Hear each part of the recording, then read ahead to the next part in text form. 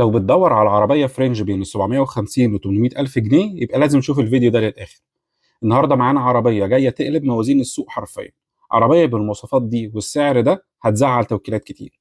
الشنجان الإيدو 2026، عربية نازلة بفئتين، الإليت ب 750 ألف والفلاج شيب ب 800 ألف. فرق 50 ألف جنيه، بس هل الفرق يستاهل؟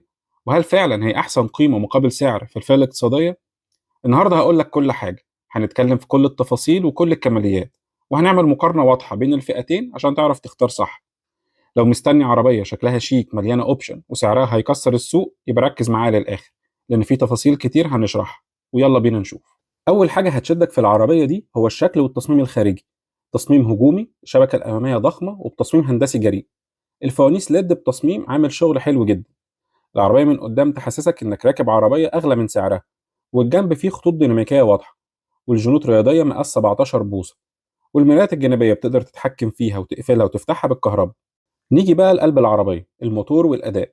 العربية بتيجي بموتور 1500 سي سي 109 حصان وعزم دوران 152 نيوتن متر، وفتيس اوتوماتيك ثنائي التعشيق شيفت باي واير 7 سرعات مبلل، ودي نقطة قوية جدا في العربية.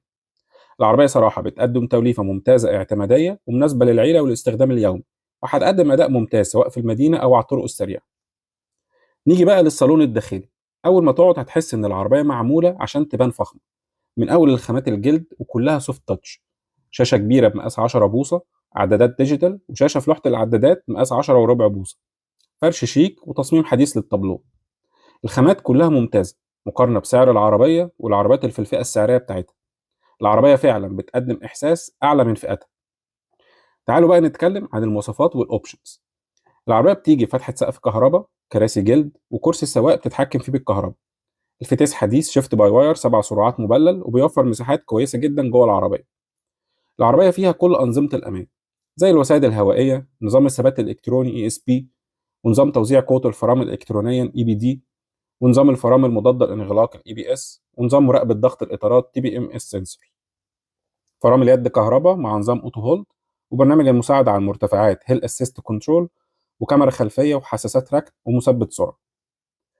بالنسبة للراحة والتكنولوجيا، العربية بتدعم أبل كار بلاي وأندرويد أوتو وايرلس، فيها نظام دخول ذكي وتدوير العربية بدون مفتاح ستارت انجن، وكمان فيها نظام تشغيل المحرك عن بعد. السؤال هنا، ايه الفرق بين الفئتين؟ وهل الفرق يستاهل 50,000؟ تعال نجاوب دلوقتي. أول حاجة الفروقات الخارجية.